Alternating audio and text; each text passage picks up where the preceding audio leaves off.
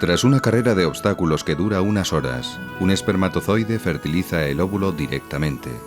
Inmediatamente se sella la membrana de superficie para impedir la entrada de ningún otro espermatozoide y se completa la división cromosómica del óvulo.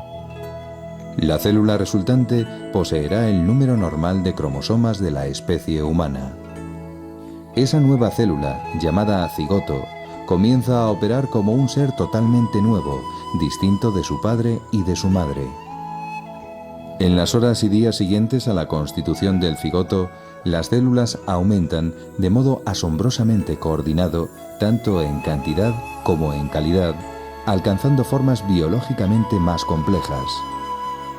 El genoma del cigoto revela la pertenencia de ese individuo a la especie Homo sapiens.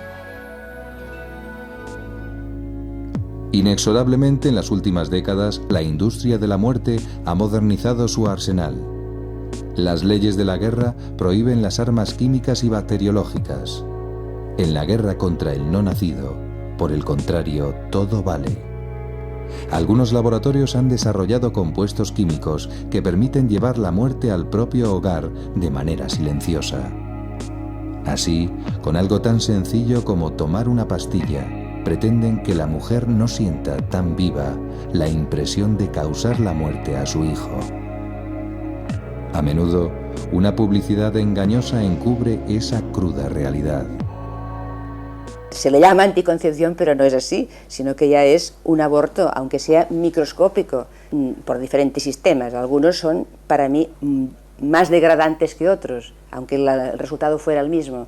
Estoy pensando, por ejemplo, tanto en la píldora abortiva como en otras situaciones de actuación poscoital, que lo que hacen es degradar la maternidad. No solamente eliminan un hijo, sino que degradan la maternidad al nivel de la defecación. La prueba está en que con la píldora abortiva, la RU 486, la mujer que la toma en unas condiciones, digamos, sanitarias que están establecidas, luego tiene que esperar unas horas hasta que expulsa a su hijo, y generalmente eso tiene lugar en el cuarto de baño. Es el caso de la píldora del día después. Es un compuesto hormonal, 750 microcentigramos de levonorgestrel, que tiene varios mecanismos de acción.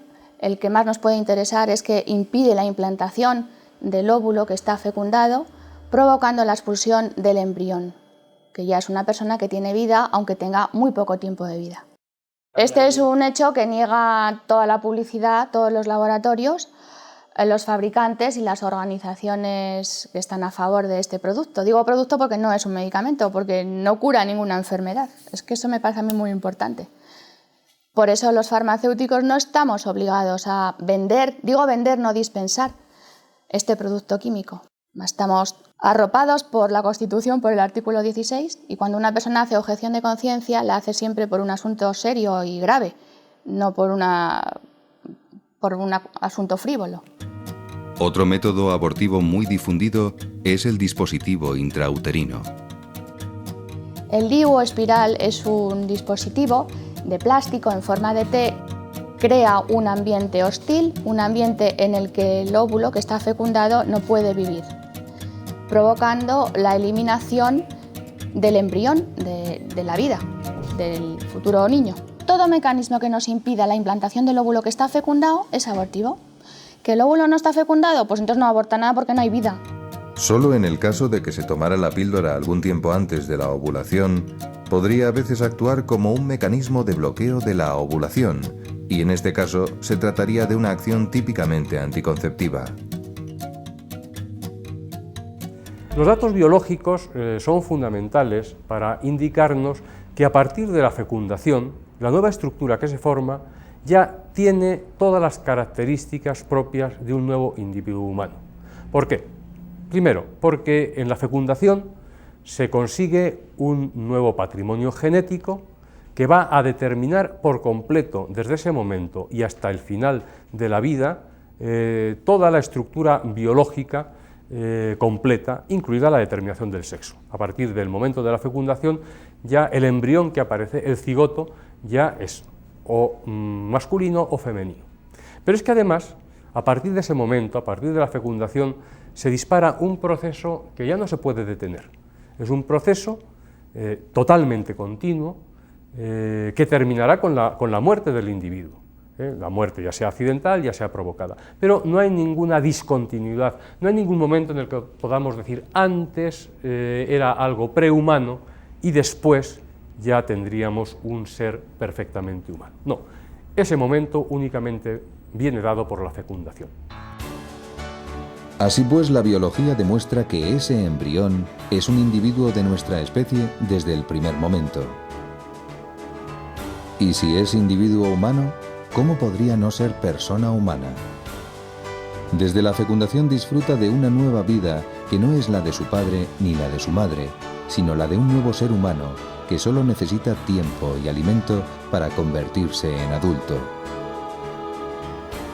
¿Y cómo llegaría a ser humano si no lo hubiera sido desde el primer minuto? Y si es humano es tan persona como nosotros, pues comparte nuestra misma naturaleza. Esa naturaleza no se adquiere ni disminuye gradualmente, ni se pierde por enfermedad, accidente o discapacidad. Las capacidades físicas o intelectuales, en efecto, pertenecen a la persona, pero no son la persona. Russell Uclaf, una empresa heredera de la IG Farben Industrie, que fabricó para los nazis el gas ciclón para el exterminio de judíos, se ha hecho famosa con otro producto químico, la píldora RU486. Este nuevo abortivo, la RU486, está basado en un complejo hormonal, la mifepristona, que lo que nos hace es bloquear los receptores de progesterona, que es una hormona necesaria para que se lleve a cabo el embarazo. Entonces se impide la implantación del óvulo que está fecundado.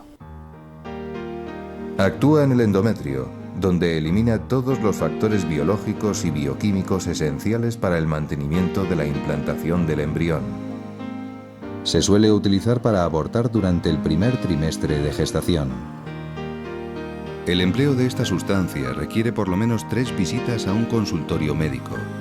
Su uso se ha aprobado solo en medios hospitalarios debido a sus severos efectos secundarios como hemorragias o infecciones. El poder de la mentira ha marginado siempre a los débiles como inservibles.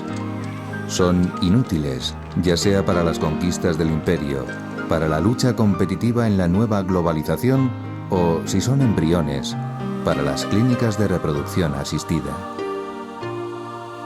La bioética nació para socorrer el desvalimiento de la vida humana frágil. Venía a combatir el error de que el derecho está supeditado a la fuerza. Y defendía el valor y dignidad de cualquier persona, aun la más enferma y limitada. En 1945 el mundo descubrió estremecido los horrores perpetrados en los campos nazis de exterminio. Una crueldad difícilmente superable. En Dachau y Auschwitz, el doctor Mengele y otros médicos de las SS experimentaron con los prisioneros, mayoritariamente judíos, como si se tratase de cobayas. Les practicaban operaciones sin anestesia y les inoculaban diversos virus. Con las mujeres se ensayaban nuevos métodos de esterilización y control de natalidad. El Tribunal Internacional de Nuremberg, organizado por los aliados en 1946, no solo juzgó los crímenes de guerra de los políticos y militares nazis, sino que condenó con toda severidad los experimentos inhumanos de los médicos al servicio de aquel régimen despiadado. Lo lógico es que la humanidad hubiera aprendido de aquella terrible catástrofe y se hubieran garantizado para siempre los derechos del hombre. Se intentó, pero ¿qué ocurrió en realidad? Después de la Segunda Guerra Mundial, los derechos de la persona se convierten en un elemento clave en todas las constituciones occidentales. Por tanto, estamos en un buen momento para los derechos humanos. Pero a la vez se impone una filosofía individualista, radical, que vacía muchos de esos derechos y sobre todo se los niega a los más débiles, a los que no pueden protestar, a los que están en minoría, ¿no? Con lo cual, en el momento de la apoteosis de los derechos humanos es cuando más vulneraciones de los derechos humanos hay, hasta el punto de escandalizar a los de otras culturas que no acaban de entender muy bien lo que tenemos montado. Por tanto, aprovechemos esta apoteosis de los derechos, pero démosle contenido. La bioética no apareció como réplica inmediata a los crímenes nazis. Curiosamente surgió como reacción a los abusos médicos cometidos a escala mucho menor en Estados Unidos. En Alabama, desde 1932 hasta 1962, el gobierno norteamericano llevó a cabo una investigación con 400 pacientes de sífilis de raza negra. Ni se les informó ni se les trató con penicilina. En los años 30, el estereotipo de la gente de color era sinónimo de suciedad y promiscuidad. ¿No era la sífilis consecuencia de todo ello? Al principio, el estudio se usó en apoyo de la discriminación racial. De esos 400, muchos murieron. Décadas después, el presidente Bill Clinton pidió perdón a los 7 supervivientes en nombre del gobierno, prometiendo jamás volver a repetir abusos semejantes. Quien no ha pedido perdón es el gobierno de la China comunista, donde los médicos ejecutan planes draconianos de planificación familiar que prohíben tener más de un hijo por familia. Quienes osan desobedecer son sometidos a esterilizaciones forzadas y abortos. Una triste secuela han sido los infanticidios de niñas, pues los varones son más cotizados. También en la India, bajo el gobierno de Indira Gandhi, se llevó a cabo una campaña masiva de esterilización forzosa que desencadenó tumultuosas protestas. En otros países del tercer mundo, de una manera más solapada, se llevan a cabo campañas sanitarias de esterilización química y quirúrgica. Algunos críticos las atribuyen a un designio inconfesado de imperialismo demográfico por parte de ciertos países del primer mundo. La bioética no surge de la nada. Tiene precedentes milenarios. La bioética tiene su origen en Norteamérica y es un típico producto de la mentalidad norteamericana. Esto hay que decirlo claramente y de entrada, ¿no?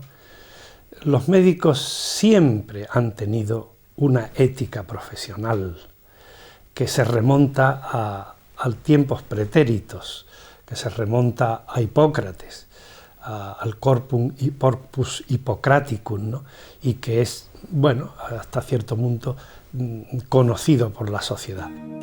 El juramento de Hipócrates data del siglo IV a.C.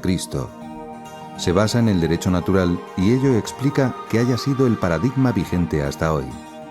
El médico jura actuar siempre en beneficio del paciente. Ese es el principio llamado hoy de beneficencia y de no maleficencia. El fundamento de la dignidad humana no puede ser la fuerza de la mayoría, sino la verdad. Solo la intrínseca justicia de los preceptos jurídicos y el respeto a la dignidad del ser humano pueden ser considerados como fundamento último del derecho. Toda la filosofía de los derechos humanos se apoya en que existen verdades y exigencias derivadas de la naturaleza humana que nunca y en ninguna circunstancia pueden ser negadas. Por eso deben estar por encima de los vaivenes de las mayorías y del consenso social. Se trataría de límites infranqueables. Ninguna mayoría puede justificar la legalización de la esclavitud o de la tortura. ¿Por qué sí el aborto o la eutanasia? ¿Porque lo decide el poder político, económico o mediático?